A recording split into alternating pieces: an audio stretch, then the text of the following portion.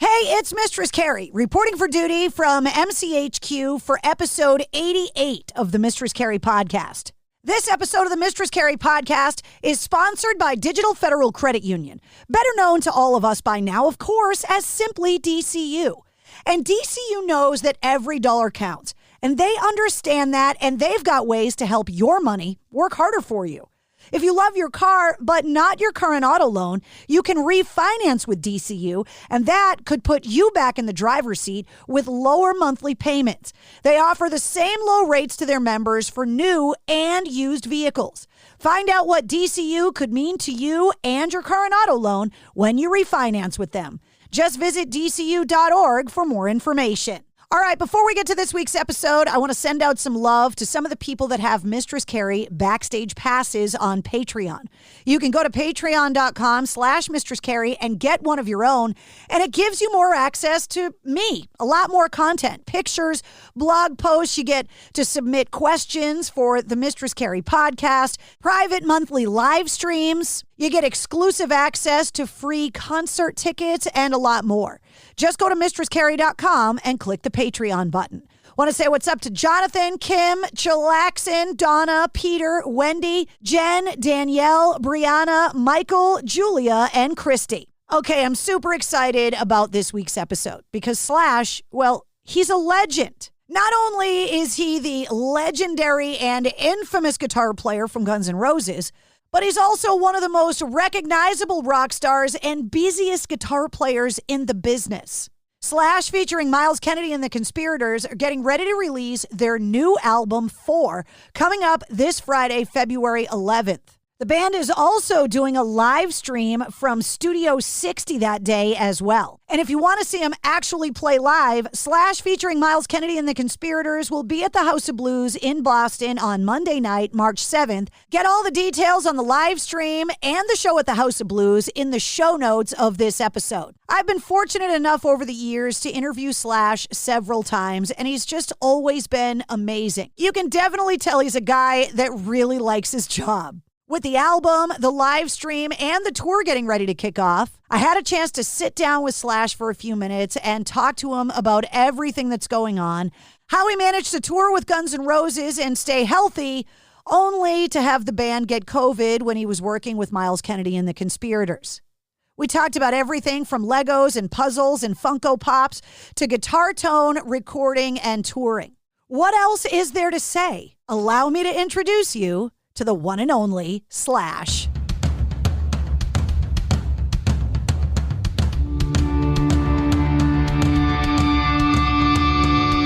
Hey, what's up? This is Sully from Godsmack. Strap on those boots, baby, because you are now in the trenches of the war room with the one and only Mistress Carrie right here on the Mistress Carrie podcast. What's up? This is Joe Rogan, and you're listening to Mistress Carrie. Her hair so lovely, pretty eyes. Hey, this is Brent from Shinedown, and you're listening to Mistress Carrie. Hey, Carrie, go put your bra on, girl. Hey, this is Steven Tyler, and you be listening to the baddest bitch in Boston, Mistress Carrie. What's up? This is Aaron from Stain, and you're listening to Mistress Carrie. Hi, everybody. This is Dave Grohl from the Foo Fighters, and you're listening to the one, the only Mistress Carrie. Hey, this is David from the band Disturbed, and you're listening to the baddest bitch in Boston, Mistress Carrie. Hi, Bruce Dickinson here from Iron Maiden. Yes, indeed, Miss Whiplash herself, Mistress Carrie, is here to unchain your brain. Hi, this is Flea from the Red Hot Chili Peppers. You're listening to Mistress Carrie. This is Dennis Leary. You are listening to my favorite, Mistress Carrie. Hey, this is Corey from Stone Sour, and you're listening to, you have the privilege of listening to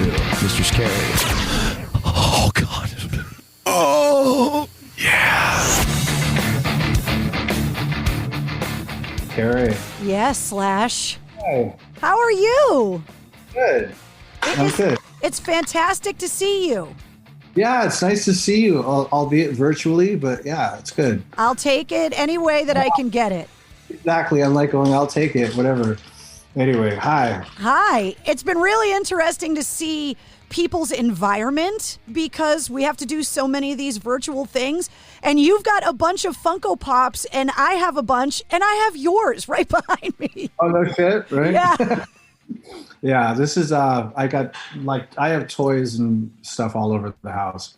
How involved were you with the designing of your Funko? Because it's one of my favorites because of the top hat. I like the ones with the hat, the glasses. Right. No, they did the initial design and they just sent it to me to approve. And then I think the only thing that was missing was the nose ring. I don't know if that was, I don't know. Anyway, but other than that, they had it down. It's because it's so squat. You just have to put the hat and the glasses, and it's easy. Yeah. But I love them. I only have the rock and roll ones, but they're kind of hilarious. And so it's funny to see how many people have them in their rooms when I do these interviews. Right. I have a lot of horror ones. When they first came out, I was addicted to them. I've slowed down a little bit. It gets to a point where you become like the Funko Pop house. Yeah. Do you collect anything else? I mean, you must have tons of memorabilia and obviously guitars. I collect guitar. I mean, I collect guitars. I hate to call it like collecting them because I mean I don't collect them like a collector does collect baseball cards. But I have a lot of guitars. But they're all something that I use at some point or another. I collect a lot of dinosaur stuff. I collect a lot of monster stuff. But not like heavy. Like I don't go out looking for really rare stuff and I have to have this. I just pick up shit along the way. And I end up just throwing it around until it looks like I have a lot of stuff, but it's not all real super important. I don't have any rock memorabilia at all. Nothing related to any bands that I'm in. Right, which is, if I ever pass away, I don't have anything that will ever say that I was in a band except for the cover. But I've just never been one to sort of collect stuff on myself, But I do have some cool rock books, art and record, like coffee table rock and roll books, stuff like that. I talked a lot over the last couple months with Miles, not only about his solo album, but also about the new album 4. And I want to get your take on an answer to a question that Miles gave me about you. Because Miles, as you're aware, is a fantastic guitar player in his own right. And I asked him with the different projects that he's in, how his writing style differs from his solo stuff to Alter Bridge to writing with you. And he talked about how when it comes to writing with you, that it's just like a lyrics and melody thing because you handle all the guitar stuff. I asked Miles, what would Slash do if you called him with a riff idea? And he said there would probably be a long silence and then maybe a little chuckle. And I said, would Slash like pat you on the head and be like, oh, that's cute, Miles, you brought me a riff. And he called you the riff master. What would happen if Miles brought you a riff for a song? That's totally not true. If Miles came to me with a riff, I'd be like, great, like what, depending on what the riff is or whatever, but I would be totally open to it. So that's not fair. But I mean, I do sort of, I write constantly and he gets a pretty healthy onslaught of material from me. So I can appreciate why he might say that. He talked about how you're like always playing, and through COVID, I've had a chance to talk to a lot of guitar players about their style. Like Zakk Wylde only works on songs that he's working on. And then there are other guitar players that kind of, like Jerry Cantrell told me that he kind of files riffs away. How does it work for you? That's a good question. I'm doing a million things at once. So a good example, during the pandemic, once you'd sort of accepted the fact of how fucked up things were, that you weren't going anywhere, it was a matter of getting back to some sort of semblance of focus. So I started working on demos for this particular record that's coming out in February, the Conspirators record. And then I was also recording with Guns N' Roses. And then I worked with Tom Morello over that period. I did a Black Puma recording over that period. I did a Leslie West thing over that period. And then I was also writing a bunch of stuff, which the bulk of which will end up probably on the next Conspirators record. But some of that stuff ended up on this record that we're doing now. So I'm playing all the time, and doing different things. How do you archive the riff ideas when you're playing? Jerry Cantrell told me that he sings them into his phone. Do you hook up to a recorder? How do you do it? I just play acoustic electric guitar into my phone. And I just stock. What usually happens is when we're on the road, this is basically historically how we've been doing it since 2010. I'll write stuff in dressing rooms and on the bus and in my hotel room. And I'll put those on my phone. And when the tour is over, I'll listen to I'll know which were cool ideas. There'll be like a million things on there. And I know there's some stuff, but there might be something I forgot about. And that's when I'll start putting those together. And oftentimes what we'll do is I'll have an idea and I'll record it in my phone. And if it's really cool, I'll bring it to sound check. And for like 3 or 4 sound checks, we'll just work on that one idea. And a lot of the stuff on this record was born that way. Anyway, so then we'll, get together and jam and sort of flesh out the arrangement and then start pre-production and go and do the record. And that's how we've been doing it up until the pandemic, which sort of slowed everything down. I actually had to do proper demos where I did the guitars and I did the drums on the fucking keyboard and all that kind of stuff and send it over to Miles and the guys. And a lot of the material was sort of put together that way. And then finally, when the restrictions lightened up a little bit, and we all got together for a couple of weeks of pre-production and went out to Nashville and recorded the record. I'm shocked at how much rock music's getting made in Nashville nowadays. It's crazy. Well, I mean, all things considered, I was on this record, I was looking to do it with a different producer. And so I was given a very short list of rock and roll producers, contemporary rock and roll producers. And Dave Cobb was one of them. And I listened to everybody that I was sent. I wasn't familiar with any of them. And Dave had done primarily country music, but it was like, if you're familiar with country music at all right now, is pretty much in the same dumbed down pop filter that everything else goes through.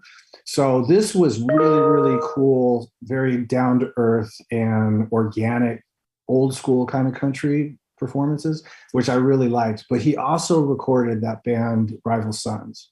And that's my favorite sounding band that I've heard in the last 10 or so years. They're just so unbelievable.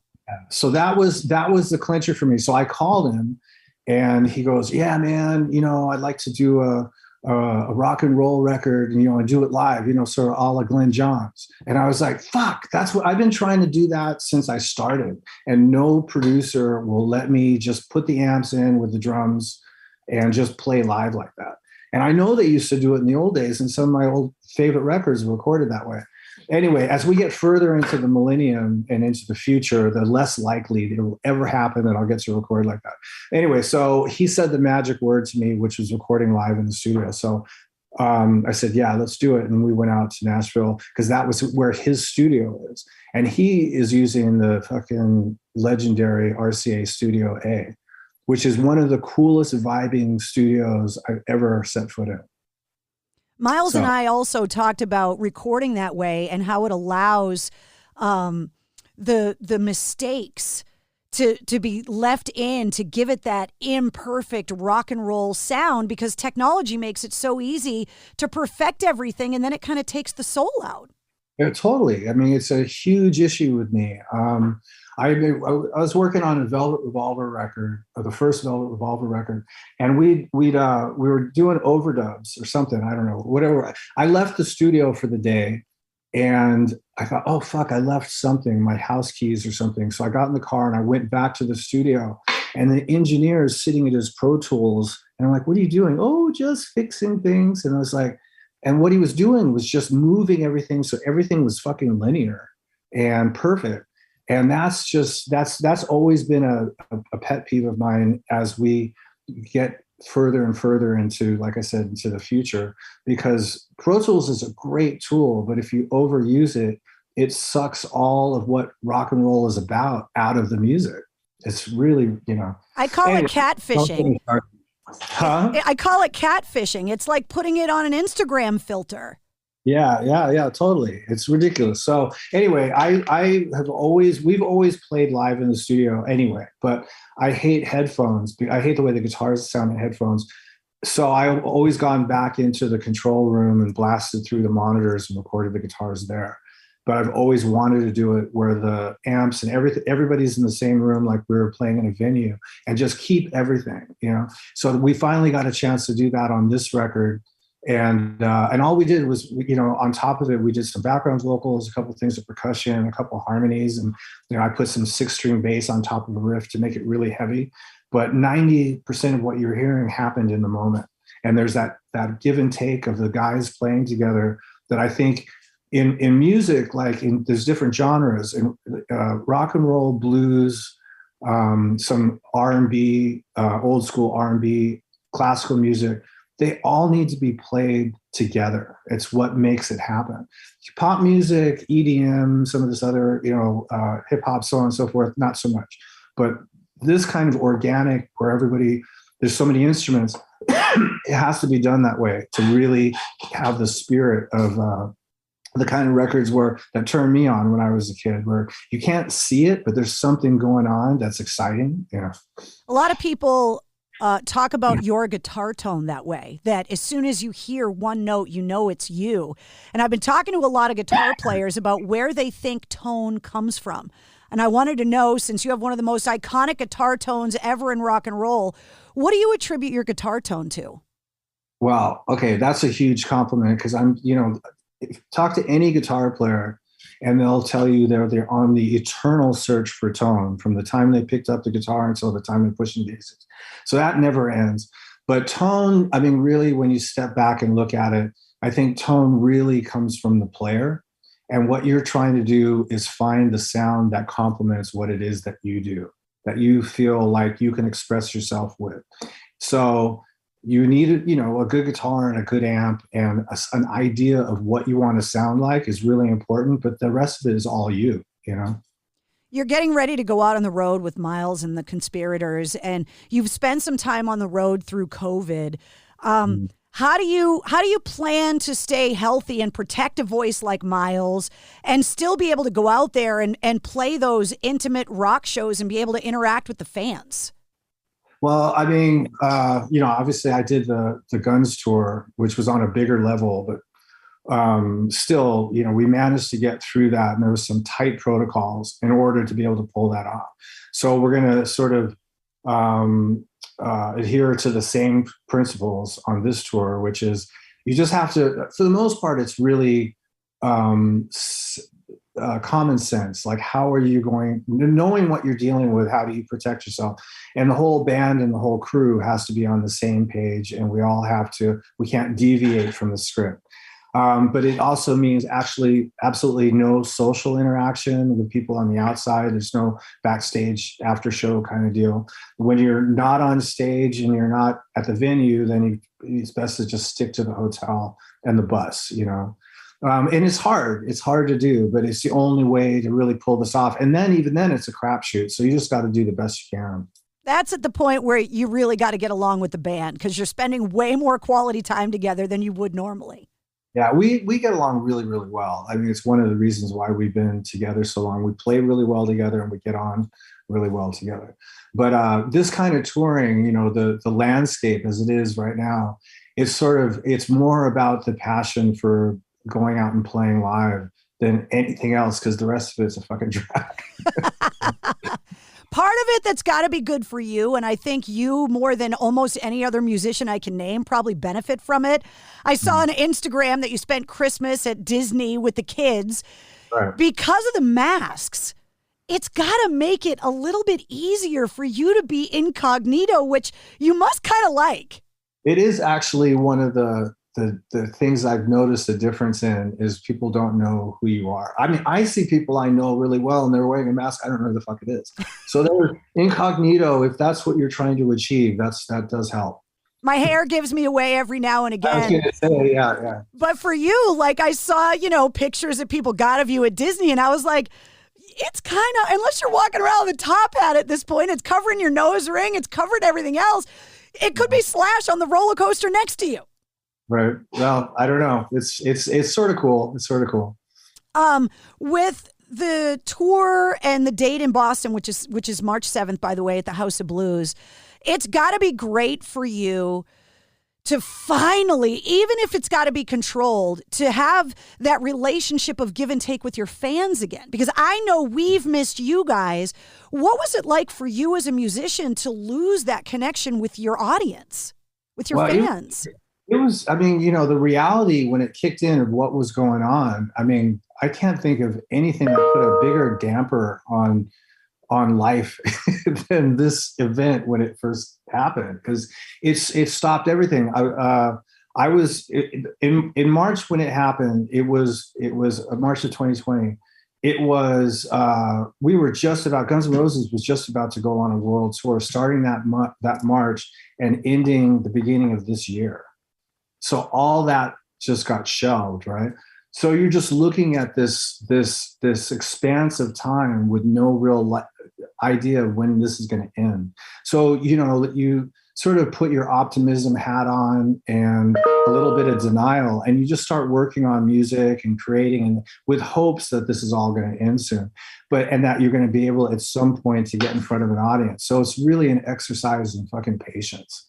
You know, did you develop any new hobbies because you got locked down and couldn't really do anything? Do you have any non-Slash hobbies now? Yeah, fucking puzzles. You got into them too? We got into puzzles. We got into playing cards. Well, I'm a Lego freak anyway, but I got into, I collect Legos, you know, like I buy a lot of them, but I don't have time to put them together or know where to put them if they were together. So I just buy the cool ones just because I like having them. But this was a period where you started putting Legos together and then finding a place in the house where you could actually put it. And it was like cool. And a lot of reading, you know, reading was another thing, which, I mean, I do a lot anyway, but this now with the pandemic, it was like every day sitting and reading for a couple hours, you know, just sitting outside. But, you know, for the most part, it really turned into like a very creative period. So there was a lot of playing going on and a lot of writing. But, you know, in answer to what you were saying before, as far as getting in front of an audience and that sort of interaction, whatever, there's not really a huge risk between the audience and the band, as long as you don't go stage diving. Then you're sort of pushing it. Well, we are anticipating this year being a massive year in music releases. I think so many people had that creative time. And so the fact that you got the record coming out, it's called 4, it's out on February 11th, and then the tour starts, and we're going to see you on March 7th at the House of Blues. It'll be from a safe distance with masks, but it's going to be nice to see you again.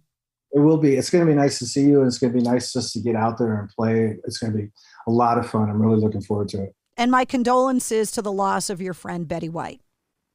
Oh, Betty, she didn't even make it to her birthday, which I thought at least she was going to be able to enjoy that. Betty was kick-ass. She's about as rock and roll as they come. You know, you might not know it from appearances, but she was a fucking firecracker. Well, I know you guys were friends, so my condolences to you on the loss of your friend. She had a long, illustrious life, so, you know, got to give her that. We should all be so lucky. Right? Yeah. Congratulations on the album. It was good to see you. Thank you. Good seeing you, and hopefully I'll see you in person in the flesh at some point. Hell yeah, at the House of Blues March 7th. See ya. You will physically be there? Yes, I'm coming to the show.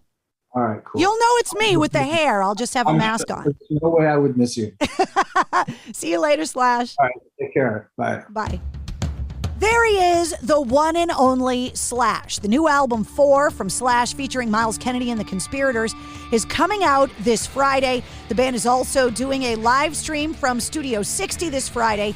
And then they're hitting the road with a stop in Boston on Monday, March 7th at the House of Blues. Get details on all of that in the show notes of this podcast. You can also check out the link for the corresponding playlist. Every full-length episode of the Mistress Carrie podcast comes with a corresponding playlist that has all of the music that we talked about in this episode. You can also find all of my links there as well. Huge thanks once again to our sponsor, Digital Federal Credit Union. You can find them online at dcu.org. If you liked what you heard, don't forget to subscribe and follow the Mistress Carrie podcast so you don't miss anything. New full-length episodes come out every Wednesday. Plus, every weekday, you get the Sit Rep. The Situation Report breaks down all of your rock news, music headlines, and industry info.